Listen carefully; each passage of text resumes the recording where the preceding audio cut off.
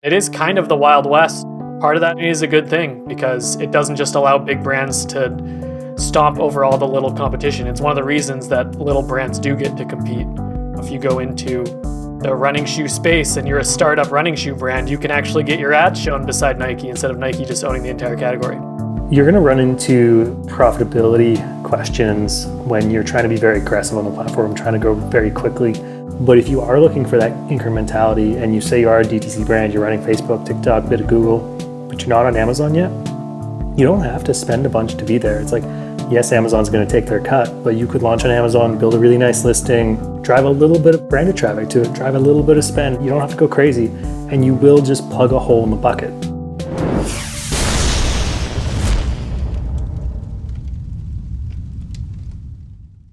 Imperfect Foods, Instacart, Nespresso, and Coach all use Coley to generate TikTok videos that are on brand, on budget, and on time. As one of TikTok's first creative partners, Coley has the track record, know-how, and tools to help you TikTok your way to short-form glory. And now you can tap into that exclusive expertise with Coley's TikTok Creative Brief template. It has all the steps you need for successful creator collaborations and best practices to create fun and engaging TikToks. Head to Coley.com/TikTok to download your free copy and start creating TikToks for your brand that people actually want to watch. That's COHLEY.com/TikTok.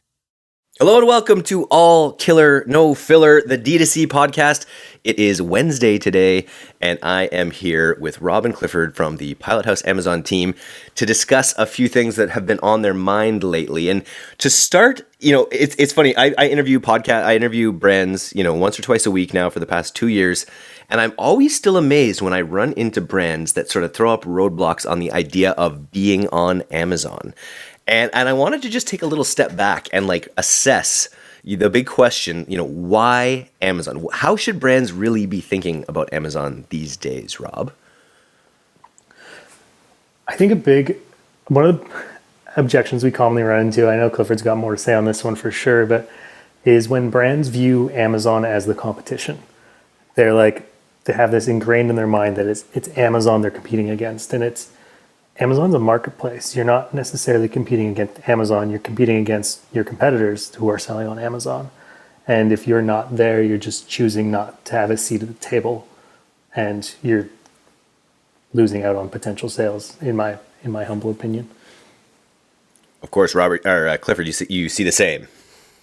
Yeah, no, 100%. I think there was some data point recently. I don't know how reliable all these random sources of data are, but I think Amazon's marketplace represented something around 25% of US e-commerce, and then Amazon directly selling themselves was something like 17%. So is Amazon a competitor?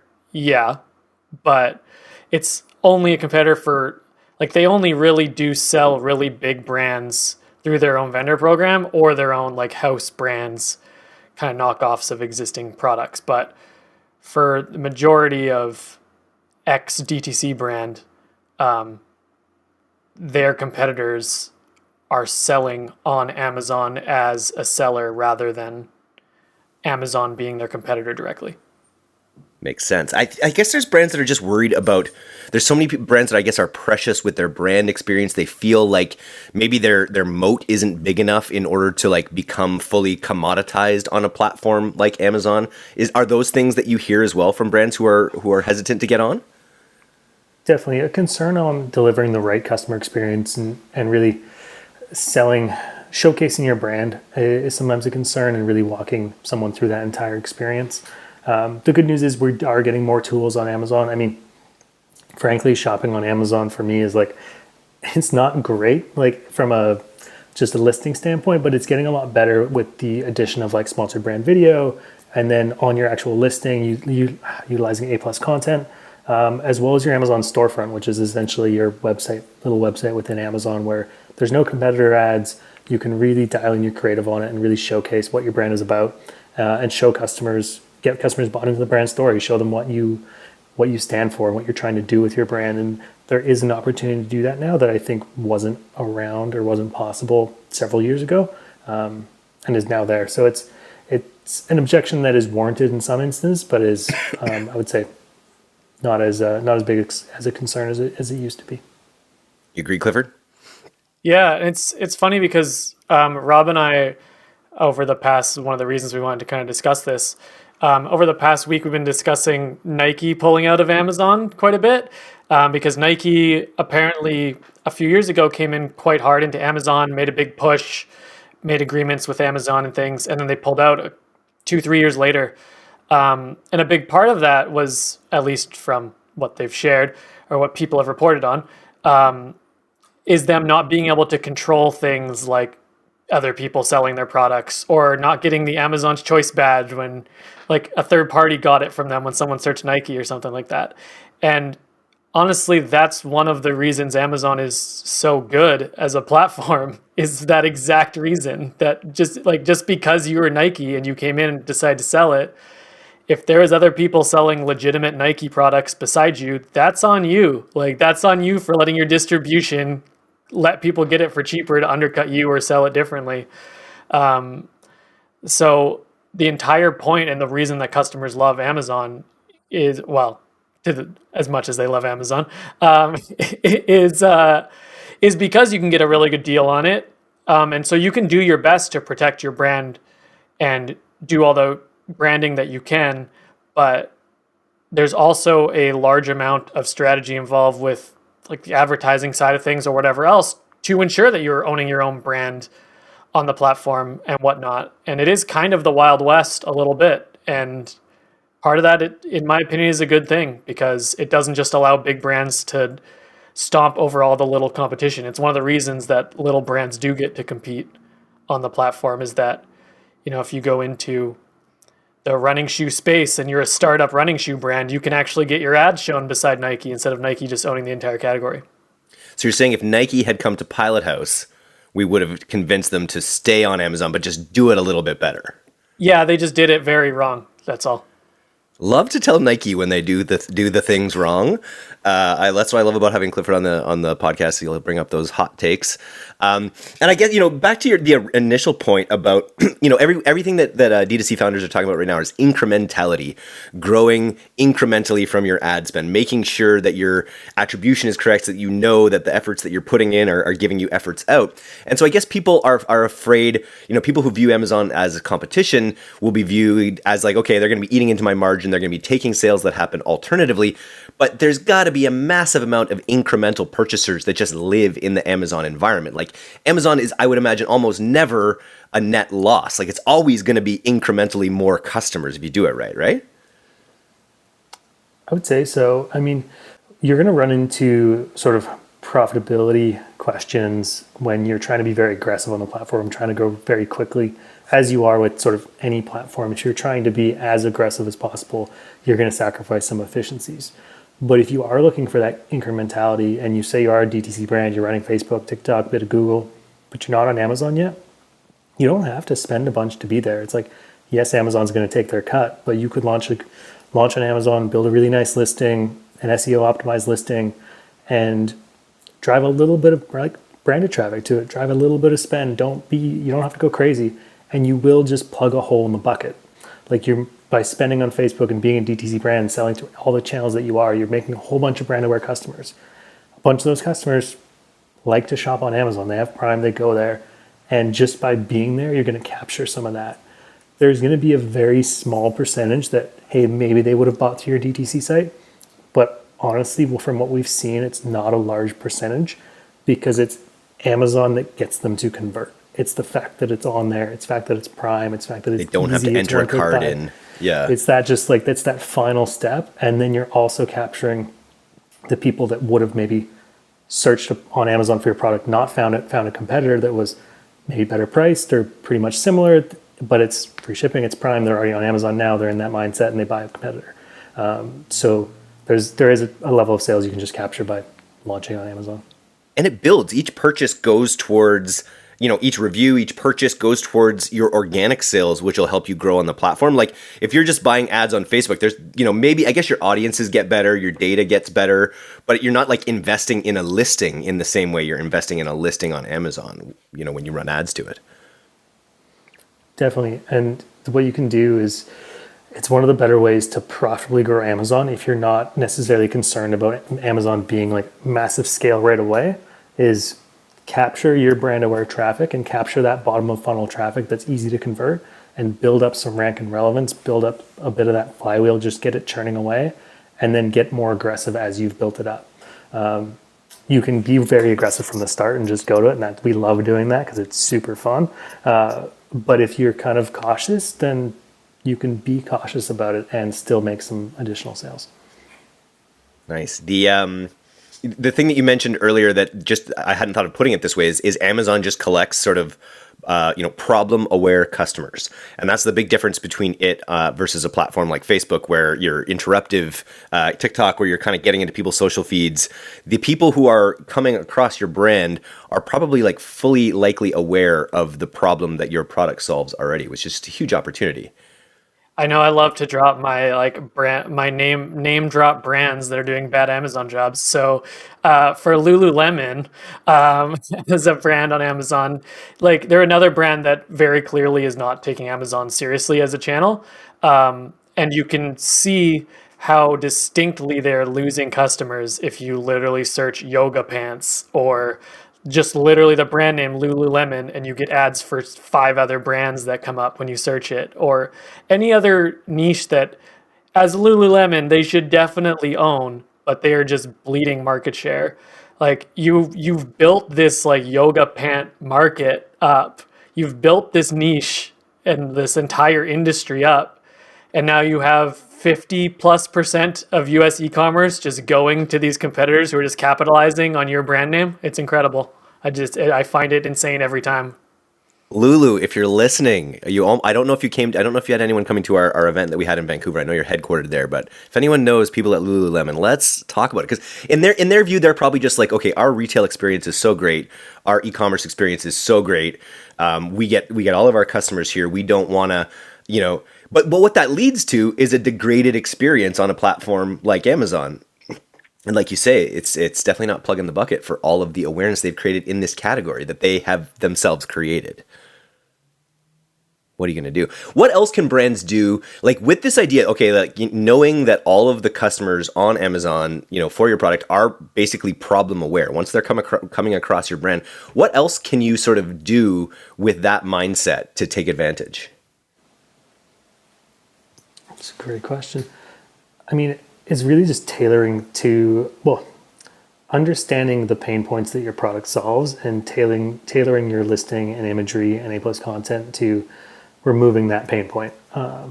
Because ultimately, if they're problem aware customers, they're searching for solutions. If you can showcase that, like recognize the pain point to like reinforce it, and then showcase a solution, and then showcase the benefit and the experience afterwards, like that's a pretty sweet little funnel to bring someone's mind through. And if you understand that from the highest level, but then going into individually, like if you have a bunch of different niches that your product solves, and then understand those in individual niches and make sure you're tailoring your ad strategy and your listing to those individual ones as you scale through them.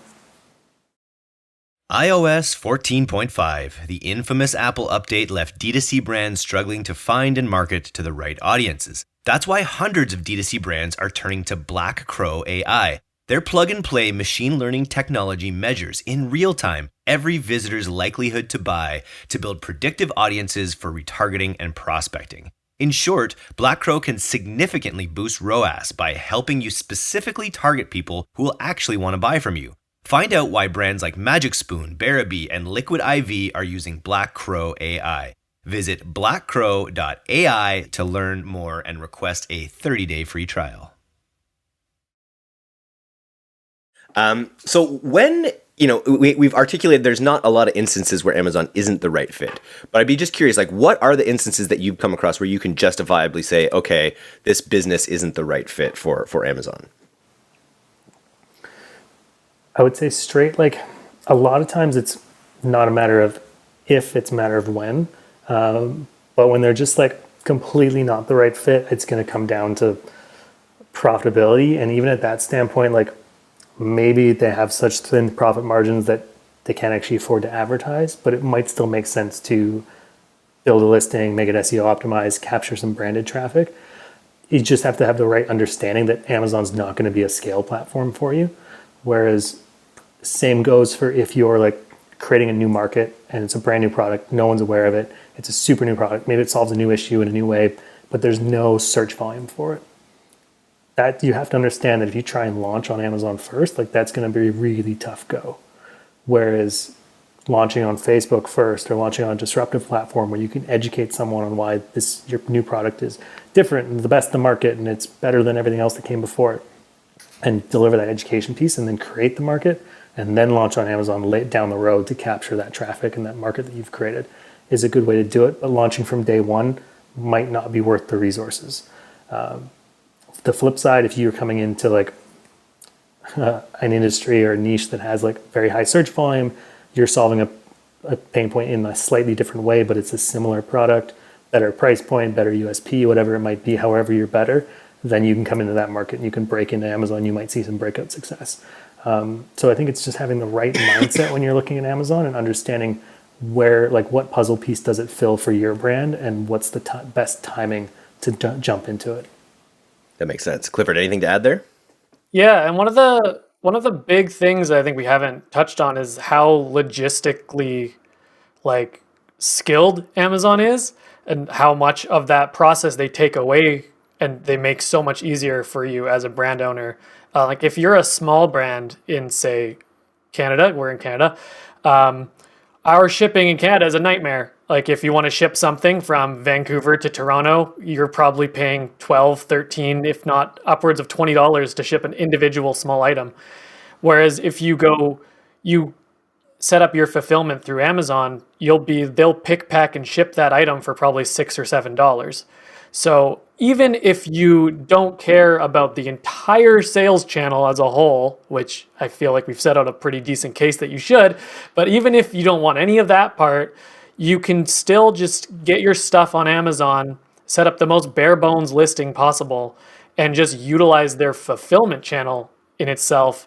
And you can use that to fulfill your own orders through your e-commerce site, just for them as a 3PL, basically. There's stricter storage limits than you might typically run into with a typical 3PL, but they can do that very well. And in most regions, it's a lot cheaper than almost any 3PL you're going to run into. Like we have a few clients who are in the UK currently, and they small and light program of Amazon in the UK, they're pick, packing, and shipping items for 80 cents or 80 pounds. Like there's incredible savings to be had from a lot of brands, and it gives you that like large logistics backing without actually needing to have your own warehouse or needing to have that set up to begin with.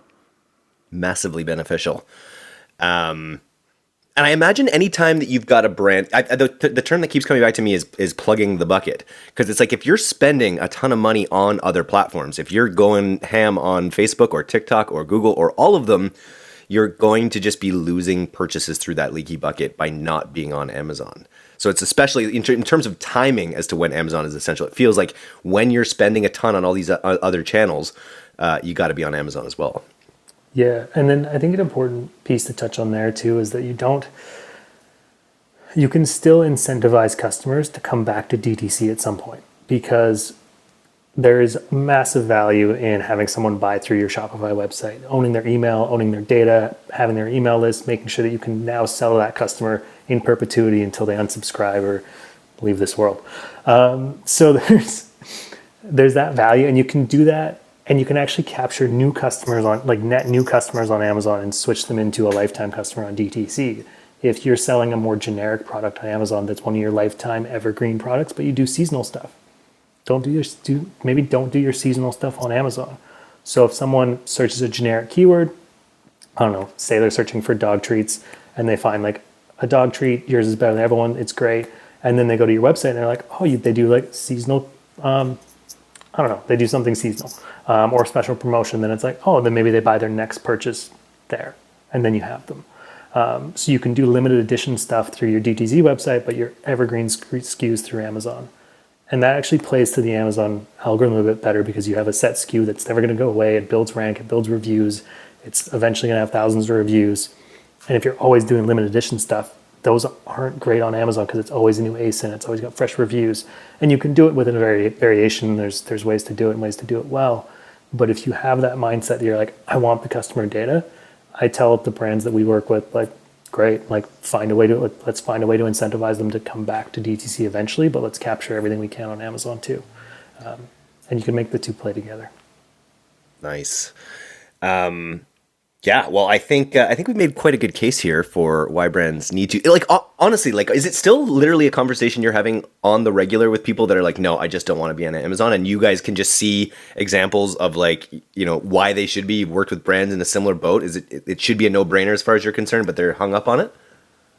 I think we see it in the DTC world. So you see it, like, whether it's like in Facebook groups or like Twitter, it's out there as a presence, and there's still people with that mindset. Luckily, I'd say as within Pilot House, generally brands are pretty bottom of funnel in terms of considering Amazon by the time they talk to me. So most of them see the value, but it is a concern in the space, I would say.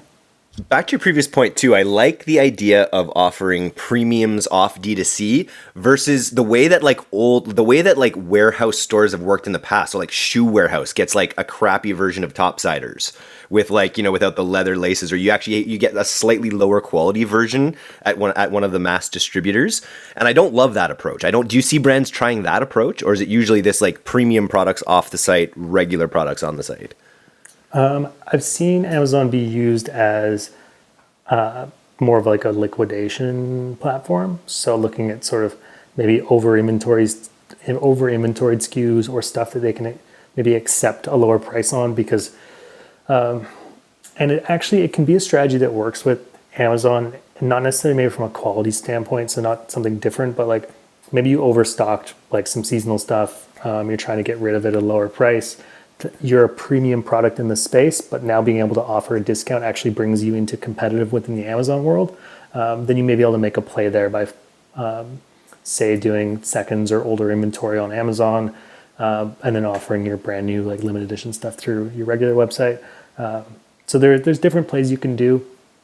I always like the idea of like evergreen on Amazon and then limited edition stuff and evergreen through DTC, because then you're going to get Amazon's got a very strong generic market. There's lots of generic keywords out there. People are searching for sort of like a lot, like maybe, yeah, your more evergreen stuff is going to do better. But then if you can get someone bought into like, hey, maybe they buy your shorts and they're awesome shorts and they got the black ones because everyone needs a black pair of shorts.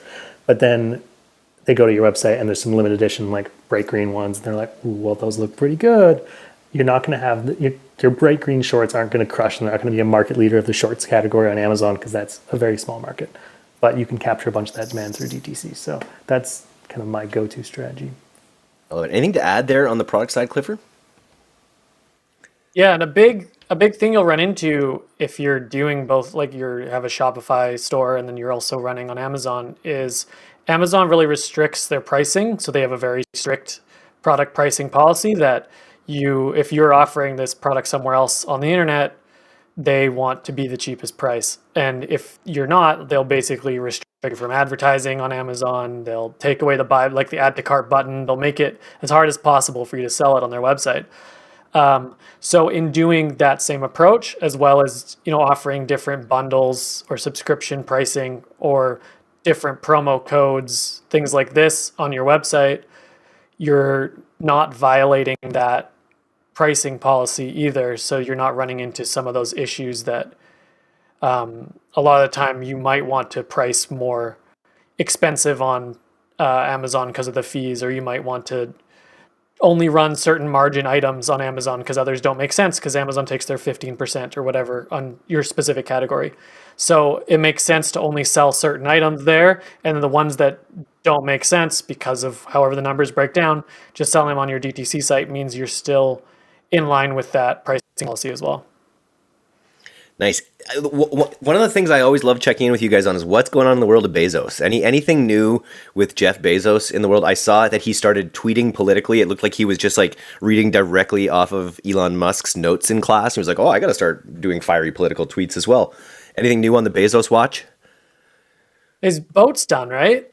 Yeah, he took down that bridge. I think he's reconstructed the bridge already. Gearing Yeah, up for space and politics. Yeah, if Bezos is listening, would love an invite to the yacht sometime. That sounds like a great time, but We are yacht people. We're Yeah. on an island here, so just pony on up. Come on up to Victoria, Jeff, and we'll get it all sorted out. We're gonna get Lululemon. We're gonna get Nike to turn it around and pay attention to their Amazon listings. Anyone else you want to call out, Clifford, while we're on it? Any other brands that you're just like, yo, these guys got to step up their game? I mean, those are my big ones. I think a lot of the big electronic brands do a pretty like subpar job as well, but you could almost search nearly any major brand on Amazon, go to their Amazon store page and compare it to their homepage of their actual website, and their Amazon store will be extremely low effort in comparison to what their website looks like. And it just goes to show how little they care, despite their Amazon store probably getting 3 times the traffic of their website. And with a little love and tenderness, could be doing so much better. Yeah, with literally just taking the same images that they have on their website and putting them on there, fitting them into their Amazon presence. Yeah.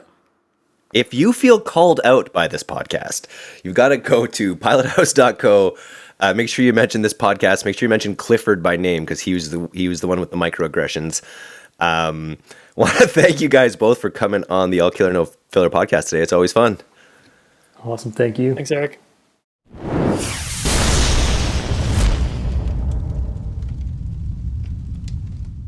Thanks so much for listening to today's episode. If you're not a subscriber to our newsletter, you can do that right now at direct-to-consumer, all one word, .co. I'm Eric Dick, and this has been the D2C Podcast. We'll see you next time.